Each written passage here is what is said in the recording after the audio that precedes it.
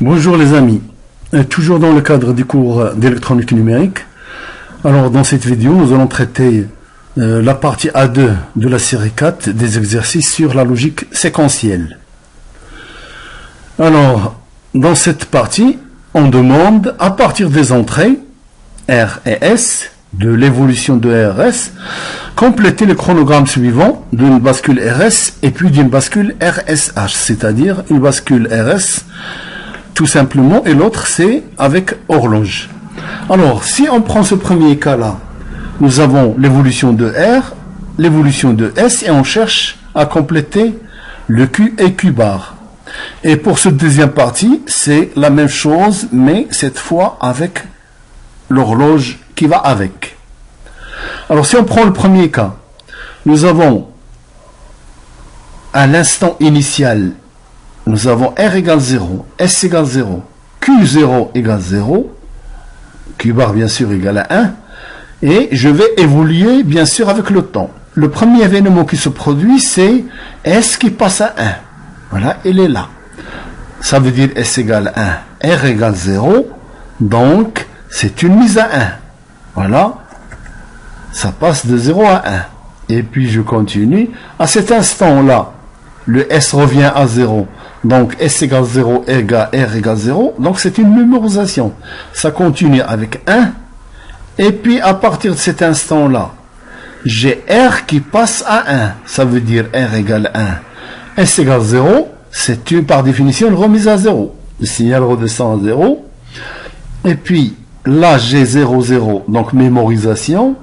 À partir de cet instant-là, le S passe à 1. Ça veut dire S égale 1. R égale 0. Donc c'est une mise à 1. Voilà. À partir de là, S redescend à 0. Donc j'ai 0, S0, R0. Donc mémorisation jusque là. À partir de là, S repasse à 1. Cependant, R égale 0. Alors, ça veut dire c'est une mise à 1. Et comme le signal est déjà à 1, il continue à 1. Alors, jusqu'à cet instant-là, j'ai R qui passe à 1. Cependant, S égale à 1. Donc, S égale 1, R égale 1. C'est un état interdit. Voilà. Voilà, tant que ça dure, l'état interdit dure aussi. Et puis, à partir de ce moment-là, j'ai S qui est toujours R égale à 1 et S qui revient à 0. Donc, ça veut dire S égale 0, R égale 1. C'est une remise à 0. Voilà, le signal il revient à 0. Et maintenant, à partir de cet instant-là, qu'est-ce que j'ai? J'ai S qui passe à 1 et R égale à 1. Donc, un nouveau état interdit. Voilà, jusque-là. À partir de cet instant-là, le S revient à 0. Voilà. Et R, il est toujours égal à 1 pendant un petit temps là, un laps de temps là. Donc, ça veut dire que c'est une mise à 0. Le signal revient à 0. Et après, le R revient à 0. Ça veut dire R0, S0, mémorisation et le signal continue. Et là, bien sûr, on va trouver que à chaque instant, le Q bar, c'est l'opposé de Q. Sauf, bien sûr, pour les états interdits. Maintenant, on reprend ce signal, mais cette fois en tenant compte de l'horloge. L'horloge ici est périodique. Alors, qu'est-ce que nous avons? On a R, l'évolution de R, de S et de H. Alors, R, le premier événement qui se produit, c'est S qui passe à 1. Et S passe à 1 pendant que l'horloge est égale à 1. Ça veut dire, et que, sachant que Q0 était égal à 0, donc c'est une mise à 1 et le signal passe à 1. Voilà. Le deuxième événement, c'est S qui repasse de 1 à 0. Et donc on se trouve avec 0, 0, donc maintien du résultat. On arrive là. Le R passe à 1 pendant un certain temps et revient à 0.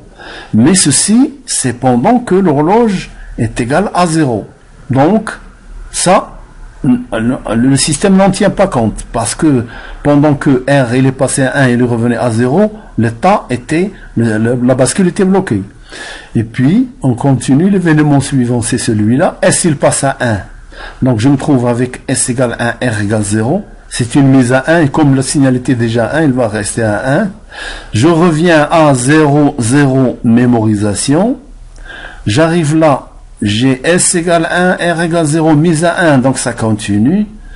À partir de cet instant-là, S revient à 1, je me trouve avec 0, 0, mémorisation. Jusqu'à cet instant-là, où S repasse de nouveau à 1, et R égale 0. Donc c'est une mise à 1. Voilà. Et comme le signal était à 1, il va continuer. Mais à partir de cet instant-là,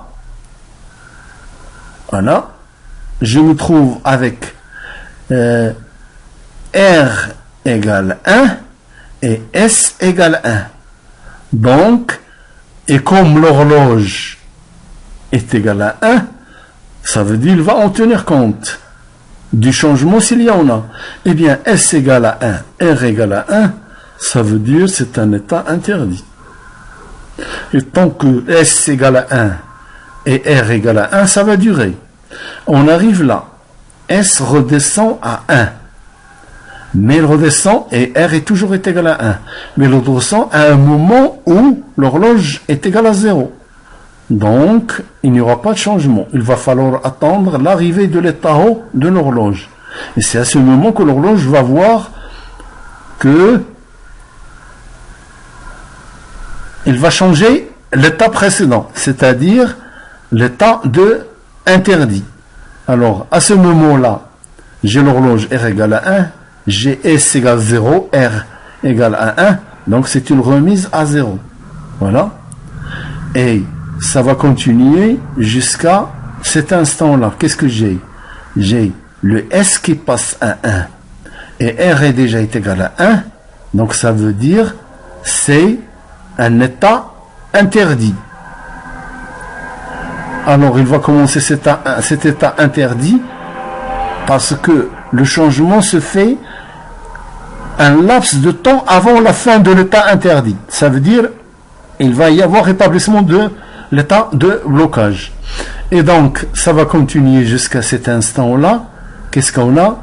Eh bien, le S, elle repasse à 0.